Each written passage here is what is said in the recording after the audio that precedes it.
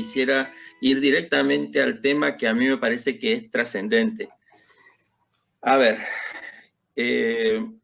nosotros, o sea, yo trabajo en el Poder Judicial y en el contexto, en el 2016 aproximadamente, hubo una reunión en la Junta Federal de Cortes y los responsables de las áreas de mediación empezamos a trabajar un convenio de mediación a distancia con el uso de la tecnología de la información y comunicación, y de ese convenio surgió la posibilidad de que todas las jurisdicciones del país lleven adelante mediaciones en el ámbito judicial con distintos lugares del país, o sea, directamente trabajar la mediación a distancia, pero, por ejemplo, conectado con Misiones, Córdoba, en temas que están judicializados o en etapa prejudicial. Eso fue realmente un avance muy grande y generó también la necesidad de hacer una evaluación previa. Y es donde me quiero, de alguna manera, sentar como para empezar a hablar de este tema. La mediación online, ¿cuáles son? Primero, ¿es posible la mediación con el uso de tecnología de la información y comunicación? Entonces, cuando nosotros empezamos a hablar de las condiciones de posibilidad, tenemos que partir de la base que va a haber situaciones en las cuales no se va a poder abordar la mediación. Yo creo que uno de los principios fundamentales es saber cuándo no se puede llevar adelante la mediación. ¿Por qué? Porque lo que primero tenemos que tener en cuenta son los principios y garantías del proceso de mediación, más que la tecnología. Lo que primero se aborda, o sea, no tiene sentido el uso de plataformas, de toda la tecnología que hay disponible y que va a haber, si nosotros tenemos que ceder en algún principio de la mediación. Por ende, yo creo que lo principal a tener en cuenta es fundamentalmente ver las condiciones de posibilidad para que la mediación tenga un espacio dentro del uso de la tecnología de la información y comunicación. Sabemos que lo tiene y sabemos que las respuestas son múltiples y es exitoso el crecimiento que se ha dado. Pero uno de los parámetros que a mí más me preocupa, sobre todo cuando hablamos de tecnología de la información y comunicación, son los parámetros de seguridad. Y en ese sentido, yo creo que la construcción de la seguridad, sobre todo de la garantía de confidencialidad, es una co-construcción. Las tecnologías de la información y comunicación son complementarias y esa complementariedad hace que cada punto se podría decir, de esa red, tenga que aportar en algo. Y fundamentalmente, el tema de la confidencialidad es algo que se co-construye. ¿Por qué? Porque los efectos de la mediación, los efectos de no respetar la confidencialidad en este entorno pueden ser catastróficos realmente. Y yo creo que una de las cuestiones que pueden generarse son, por ejemplo, grabación para la producción de una prueba, generar publicidad, sobre todo cuando nosotros trabajamos muchísimo en mediación familiar, el manejo de la intimidad de la gente en estos entornos, y después de esto ver que en ese contexto va a haber una cuestión de soporte, por ende hay que buscar un soporte que sea el adecuado, un soporte que tenga los parámetros de seguridad, porque nosotros como Poder Judicial somos garantes. Pero como hablábamos la vez pasada, estamos en una lógica de 3 capas. Una primer capa, que sería el Poder Judicial como garante a través de la tecnología y del proceso, de la gestión del proceso de mediación, los mediadores y las partes, que son los que de alguna manera tienen que trabajar en este contexto, donde tanto los abogados que intervienen como las partes, como los mediadores, tenemos que comprometernos y ser responsables de que lo que se está trabajando y lo que se está tratando en este contexto no pase del contexto en el que se está gestionando la mediación. Esto para mí es fundamental, sobre todo porque hay una responsabilidad, y responsabilidad entiendo que civil, penal, de los gestores, porque también hay que incorporar a quienes hacen esta gestión, como bien dijimos, por ejemplo, acá está ODR, pero dentro de las estructuras del Poder Judicial va a haber una Secretaría de Tecnología o una Secretaría en Informática que va a tener que dar soporte y que en el supuesto de que degrade el proceso, ver cómo se va a tomar, qué decisiones se van a tomar y quién va a tomar esas decisiones. porque sabemos que se producen múltiples incidencias con el uso de la tecnología. Y entonces yo creo que tiene que haber como un parámetro de referencia o un protocolo o algún tipo de norma de referencia que nos indique qué camino vamos a seguir. ¿Por qué? Porque nosotros podemos, como bien vemos, somos varios los que estuvimos participando de procesos de mediación, de capacitaciones. Nosotros también nos capacitamos con Patricia Veracierto, quien le mando un gran saludo y nuestro agradecimiento, pero también es cierto que nosotros vamos a operar con gente que no está en contacto directo con este tipo de tecnología y gente de escasos recursos. Entonces, yo creo que las condiciones de posibilidad de llevar adelante un proceso de mediación con el uso de tecnología de la información tienen que tener en cuenta la logística, fundamentalmente, si por ejemplo hay gente que no puede acceder a la tecnología por el motivo que fuere, generar un espacio dentro de la estructura de las oficinas como para que esa gente entre sin vulnerar, obviamente, la situación que estamos viviendo, porque estamos hablando en un contexto del COVID-19. Entonces, por ejemplo, nosotros estamos pensando en armar oficinas donde quien no tenga los recursos entre a una PC y después esa persona se pueda conectar a los distintos, a todos los que, a la reunión que se pueda llevar adelante. Después, los mediadores que pueden trabajar desde su casa, los comediadores, o sea, todo este entorno que estamos viendo nosotros hoy acá en Samba o en Webex o en la plataforma que sea, tiene que tener una formación quien usa. Entonces, esa formación nosotros, por ejemplo, la tenemos prevista en el proceso de premediación.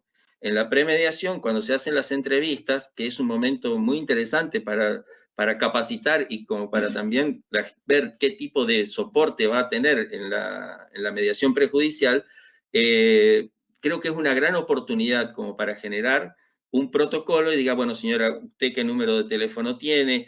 Hay teléfonos redundantes, hay lugares donde usted pueda recibir un correo electrónico. ¿Para qué? Para que sea real y no sea una cuestión que de alguna manera sea ilusoria o que sea para un grupo selecto que tiene tecnología de la información y comunicación. Yo creo que en ese sentido las reglas de Brasilia de acceso de las personas vulnerables son plenamente y deben estar plenamente vigentes.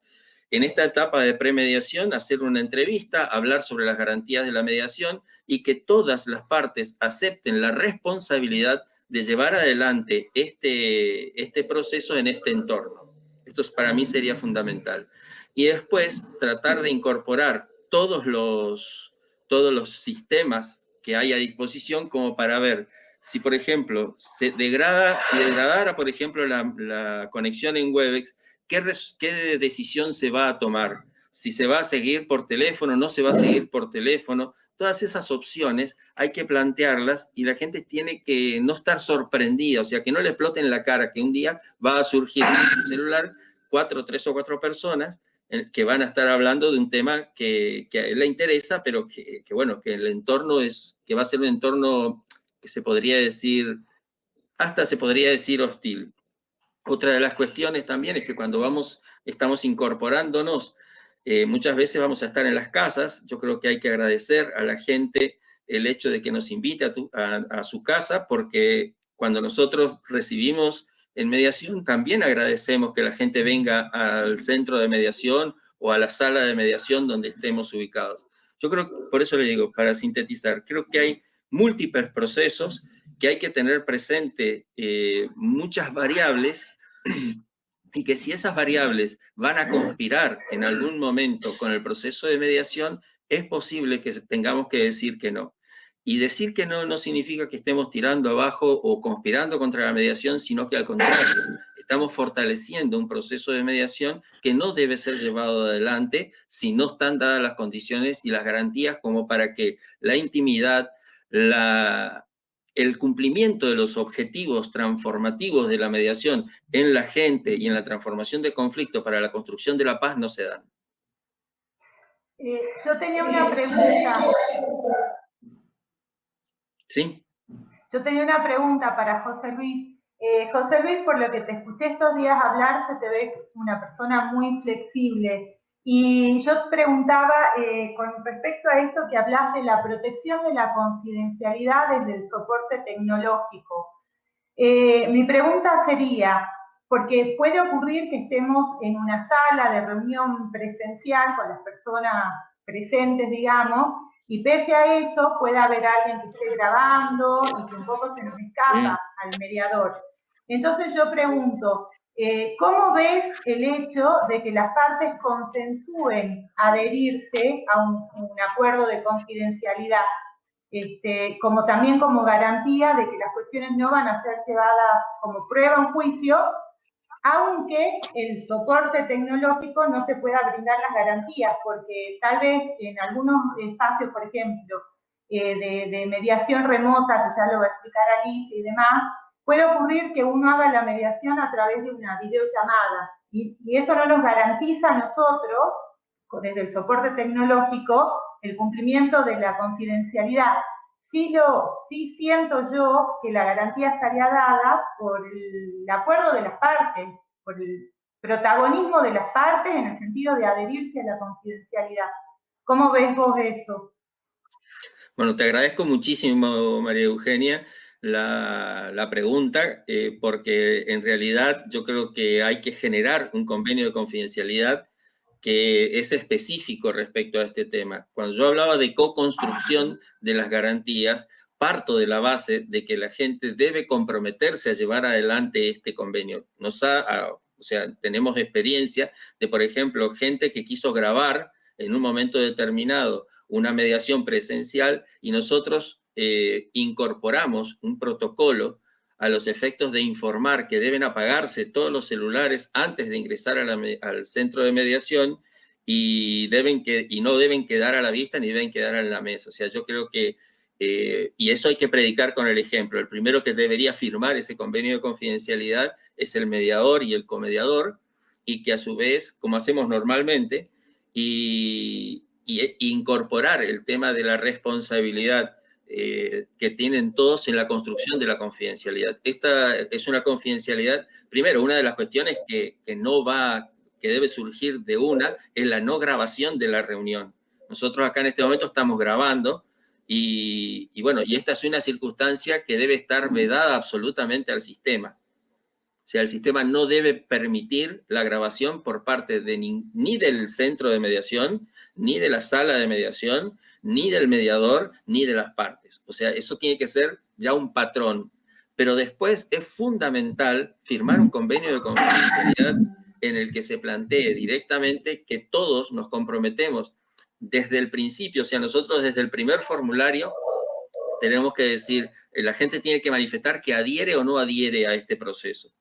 Si adhiere al proceso de mediación con el uso de tecnología de información y comunicación, debe comprometerse a cumplir con todos los parámetros que se establecen, que establece que el centro de mediación, que es el garante de todo esto en materia de mediación y que cuenta con el soporte de las secretarías de informática, por ejemplo, o secretarías de tecnología de los poderes judiciales, a los efectos de que eso se lleve adelante.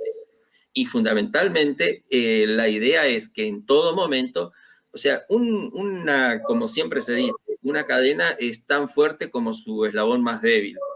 Y el eslabón más débil, pues, normalmente en tecnología es la gente, porque la tecnología tiene múltiples disponibilidades. Entonces, se ha dado también en otros contextos, yo por ejemplo en la facultad dando clase en este entorno, que compartieron la clave. Bueno, entonces si se comparte la clave, si se graba, o sea, si no hay un compromiso de sostener el sistema, yo creo que es muy difícil de llevar adelante. Ese compromiso debe estar suscrito, sí debe estar suscrito, y una vez que esté suscrito ese compromiso, debe tener consecuencias el incumplimiento de ese compromiso. O sea, no existe derechos sin obligaciones. Perfecto. Hace también al protagonismo de las partes. O sea, totalmente. Bien. Totalmente. José Luis, la última preguntita de María Ángeles Giralde, que es una genia, mediadora salteña, pregunta, o sea, ¿qué recomendarías, por ejemplo, si se hiciera por WhatsApp?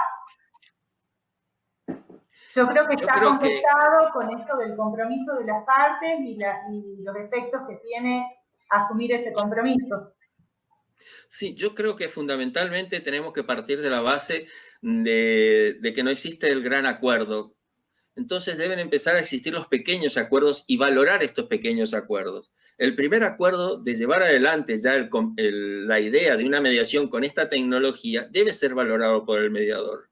Segundo, una vez que nosotros decimos esto en un momento determinado, por ejemplo, en el proyecto que estamos trabajando, que si en algún momento se corta por cualquier incidencia que pueda existir, se le da un lapso de 24 a 48 horas para que la gente comunique qué es lo que pasó y se pueda reprogramar la reunión. Perfecto. Entonces, esos acuerdos son fundamentales, porque entonces en el momento en que vos vas a hablar de alimentos, de régimen de comunicación y contacto y cuidado personal, estás sentado sobre una montaña de acuerdos. Perfecto. Entonces, yo creo que eso es fundamental y realmente agradezco las preguntas porque han sido muy esclarecedoras.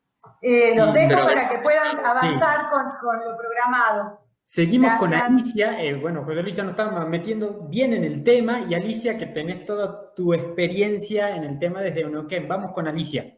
Vítale. Hola, buenas tardes. Me pareció sumamente importante todo lo que ha marcado, bueno, desde la introducción Machu, Jorge y recién José Luis.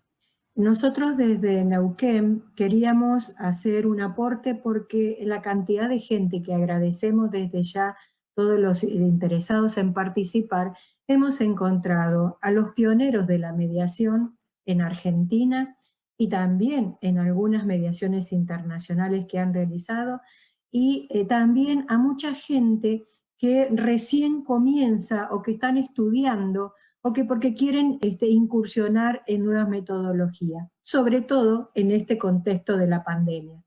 Entonces, desde mi punto de vista, quería resaltar, en primer lugar, que toda esta expectativa que se va generando en este foro y en otras convocatorias en las que participamos muchos de nosotros, donde vemos que está la comunidad mediadora que integramos, donde estamos conectados.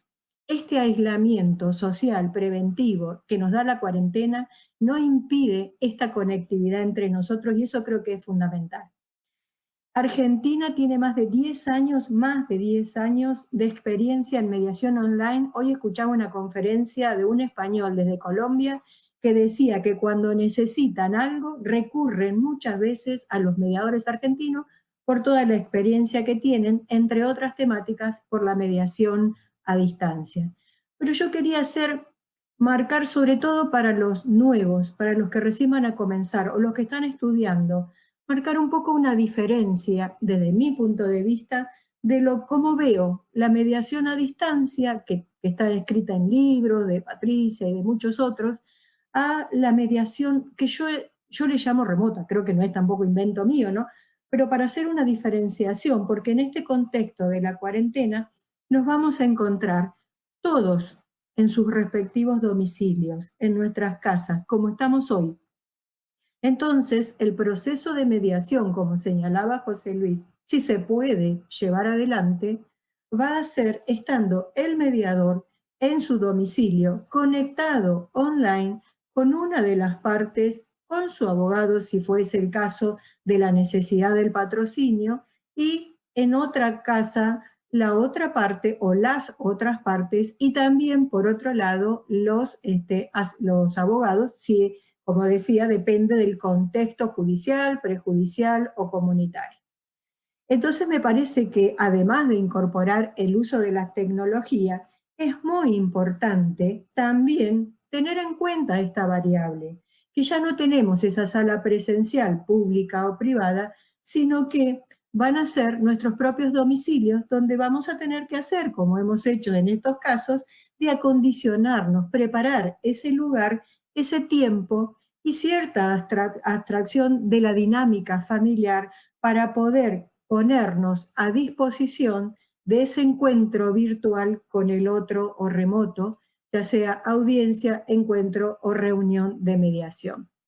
¿Qué es lo que yo quisiera aportar entonces, además de esta diferencia de la mediación a distancia, que hay mucho escrito, mucho hablado, y ya se han explicado Jorge y todos ustedes, desde Salta, con sus experiencias, Machu y demás? con desde mi experiencia de hoy, la mediación en este contexto de crisis sanitaria. Me parece que es fundamental, como para empezar, que debemos centrarnos en mantener la esencia y los principios de la mediación. Bien señalaba Jorge la voluntariedad, remarcaba José Luis la confidencialidad de los recaudos, que se puede llevar adelante una mediación teniendo o no teniendo determinados recaudos, también es muy importante y esto tiene que ver la conducción del mediador. Segundo, bueno, por supuesto la participación y el protagonismo de la gente, por supuesto como lo señalaba Jorge. Propiciar, pienso yo, sobre todo en nuestro contexto, un servicio especial de mediación familiar donde el aislamiento puede llevar a una mayor tensión a lo que hoy estamos, o a lo que antes de esta cuarentena teníamos, con mayor conflictiva y demás. Entonces propiciar, abrir un espacio de diálogo, que es para lo cual los mediadores, desde siempre, desde el primer momento, nos estamos capacitando, un espacio de diálogo, sobre todo en la conflictiva familiar, y creo que en estos momentos de la emergencia sanitaria, donde tal vez hayan temáticas como alimentos, como régimen de comunicación, donde deban tener cierta prioridad ante el universo de temáticas que se puedan presentar, sin desmerecer a ninguna de ellas, donde la conflictiva podría agudizarse. Y poder como mediadores tener una reflexión sobre cómo desde una perspectiva preventiva podemos acercarnos remotamente, acompañar y ofrecer este espacio de escucha, de contención, de comprensión y de facilitación de la comunicación para que los protagonistas, los miembros de la familia, puedan procurar gestionar sus diferencias hacia la construcción de un posible acuerdo que disminuya la tensión existente al momento. En este contexto que todos tenemos de incertidumbre, de ansiedades, de angustias, todas estas emociones que tienen nuestros mediados y también nosotros, mediadores, también debemos diseñar, como decía José Luis, un espacio de confianza, de certeza, de contención y un espacio muy cuidado. Dentro de la flexibilidad también que estamos, digamos, acostumbrados de ser creativos e informales, y desde mi punto de vista, mi propuesta, y así lo he elaborado en un protocolo de intervención que también pongo a disposición de todo aquel que lo quiera, que tiene nuestros mails también en el flyer de publicidad, de la realización de la mediación remota mediante la modalidad puente. ¿Por qué? Porque en nuestro caso que nos vamos a encontrar con una familia remotamente que está atravesada por la conflictiva familiar y en este contexto de mayores incertidumbres y angustias que provoca la pandemia, muchas veces sabemos que no quieren encontrarse con el otro o que no es fácil sentarse a hablar con el otro y al que encima le estamos agregando este otro condimento de la tecnología como bien describía José Luis. Entonces, desde mi punto de vista, el poder trabajar el mediador con una parte, y en su caso con el abogado, en un día y en un horario, en un encuentro virtual, cada uno en su casa respetando la cuarentena, para poder trabajar luego con la otra parte en las mismas condiciones y poder avanzar en las distintas etapas, desde la premediación y todas las etapas del proceso de mediación propiamente dicha, a partir de identificar las necesidades, los intereses, las preocupaciones y las opciones o las propuestas de solución que se vayan construyendo en ese protagonismo. Y debiendo recordar, como también lo hacemos cuando trabajamos en modalidad puente, aún en el presencial, que si he trabajado con una parte, debo solicitar autorización para poder compartir o trasladar lo conversado en un espacio privado de confidencialidad. Poder avanzar entonces en este tiempo de cuarentena que nos permite hacer este acompañamiento en pos de esa mirada preventiva, y acá yo rescato la esencia de la mediación, el protagonismo de las partes, que por supuesto si las partes quieren entrar en un proceso de mediación virtual o remota, o quieren esperar al proceso de finalización de la cuarentena y tratar de tener un encuentro presencial. Y aún así, en el supuesto caso que voluntariamente aceptan, firman los convenios de confidencialidad, como explicaba José Luis, el rescatar la posibilidad de hacer un acuerdo que puede ser verbal o escrito. Inclusive, desde mi punto de vista como directora del Servicio de Mediación Familiar del Poder Judicial de la provincia del Neuquén, celebramos muchos acuerdos verbales, porque esa es la voluntariedad y la decisión de la gente. Y yo creo que, en definitiva, es lo que más se cumplen, y hacia eso también es la esencia de la mediación. Entonces, poder en este tiempo de cuarentena y acompañamiento, tal vez trabajar, puede ser acuerdos totales, como hemos visto Río Negro, San Luis y muchas otras provincias que ya se han lanzado y han logrado acuerdos totales, y los felicito, y me parece que eso es fundamental, que también nos motiva a ir en esta senda, pero también pueden ser acuerdos provisorios, parciales, temporarios, y fundamentalmente, como nos enseñan los grandes maestros, Marinés Suárez, Popi, también la importancia de la posmediación, esa etapa a posteriori de posibles acuerdos verbales o escritos de acompañamiento para ver si estos acuerdos se han cumplido, si han tenido alguna dificultad o en esta dinámica del contexto, si se necesita trabajar algo que tal vez no fue considerado, porque esto puede llegar a tener un cambio momento a momento como estamos viendo. Y finalmente, para no abarcar más, yo quisiera resaltar, y seguramente Inés y Popi nos van a dar, junto con Roberto Nieto, algunas cuestiones puntuales, porque me parece que además de todos estos conceptos, es fundamental pensar que nos tenemos que preparar para ese futuro y que ese futuro es hoy. Estamos en el siglo XXI, entonces incorporar el uso de las tecnologías a nuestro trabajo para dar un mayor acceso, porque no solo puede ser una limitación como la cuarentena, puede haber alguna situación de salud, una enfermedad o algún motivo que impida a una persona llegar, los costos económicos y tal vez la incorporación de la tecnología con mayor fuerza a lo que venimos haciendo hoy, ayude que ese acceso a la paz, como nos decía José Luis, sea mayor al que tenían hoy. Y fundamentalmente, el que también, además de esas capacitaciones continuas que los mediadores debemos y queremos hacer, es también capacitarnos en mediación online.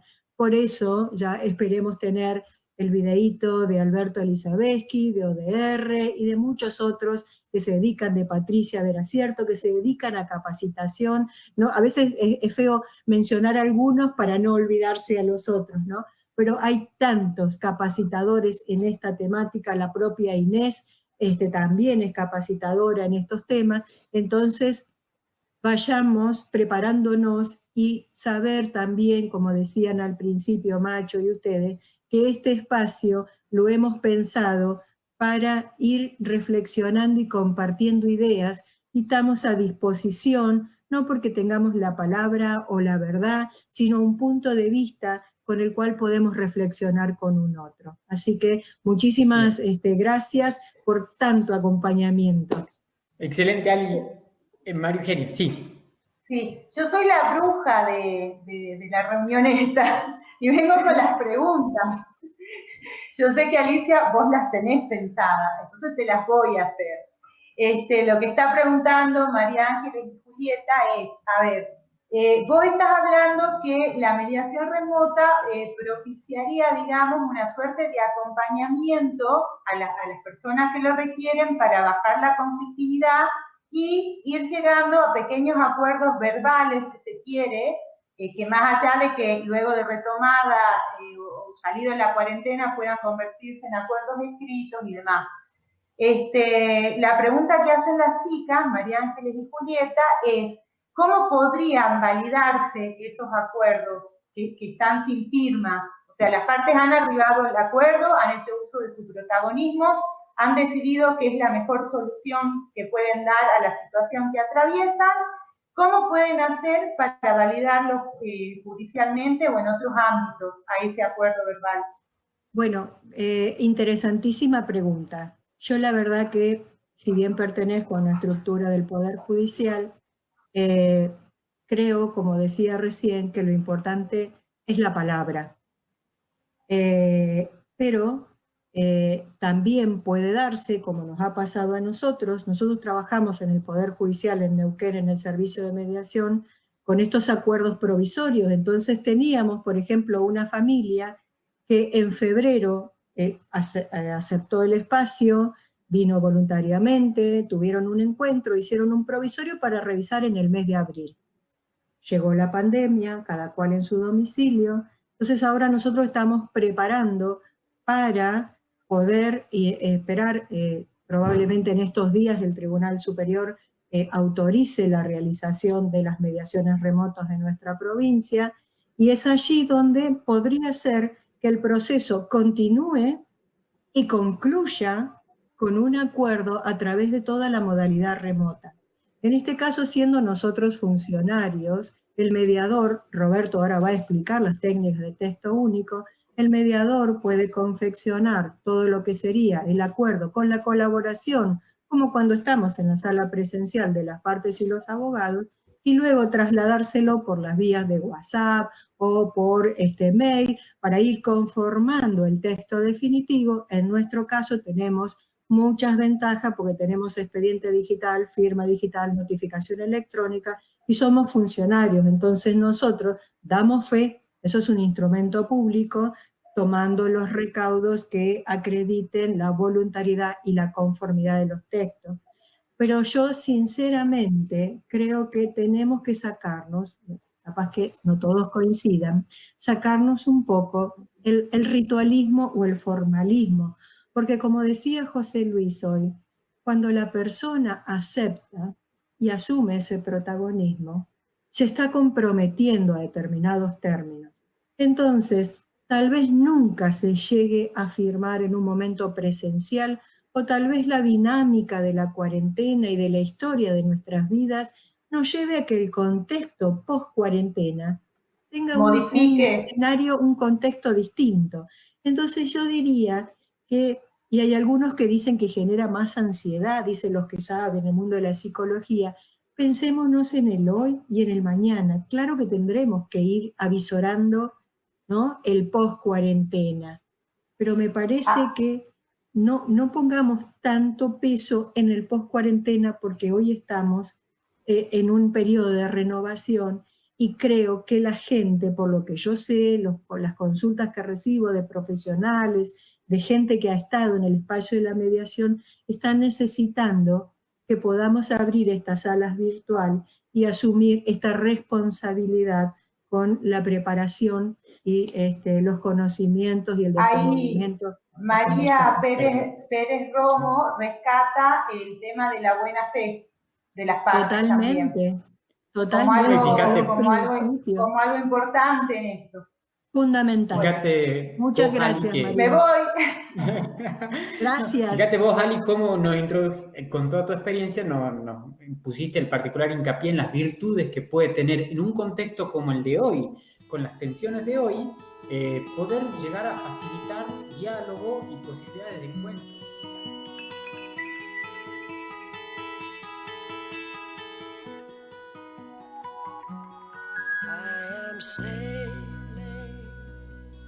I am sailing